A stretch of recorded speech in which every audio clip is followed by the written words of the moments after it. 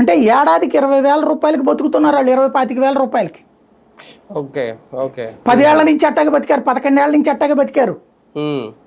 వాళ్ళ సొంత భూమి పోయి ఎప్పుడు వస్తుందో తెలియదు, ఎక్కడ వస్తుందో తెలియదు, మళ్ళీ రేపు పొద్దున బాబు లేకపోతే ఏమవుతుందో తెలియదు. అయోమయం. పోనీ వచ్చిన తర్వాత ఎక్కడ ఇస్తున్నారో తెలియట్లా. ఒక 5 ఏళ్ళు అదే అయోమయంతో బతికారు. ఇప్పుడు ఓకే, మళ్ళీ నెక్స్ట్ ఏంటనే పోనీ అప్పుడు ఉన్నప్పుడు ఇచ్చారా? ఇస్తే అసలు ఈ గొడవ ఉంది. అప్పుడు 2018లో ఇవ్వాలని రూల్, అది ఇవ్వలేదు కదా.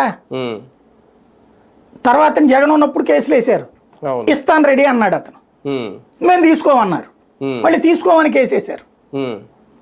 ఇప్పుడు మళ్ళీ అడిగితే ఎవరు అడుగుతున్నారు ఇవాళ? నా ఫ్లాట్ నాకు ఏంటి సార్ అని.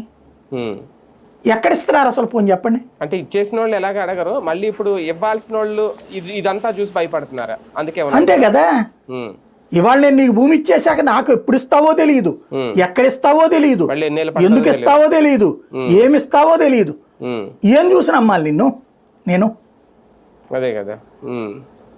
రేపు కోర్టులకు వెళ్ళారనుకోండి, కోర్టులు చాలా క్లియర్గా చెప్తున్నాయి, పరిహారం ఇచ్చి తీసుకో. నువ్వు పరిహారం ఇస్తే 3 రెట్లు పెడతదా అంతా పెట్టుబడి.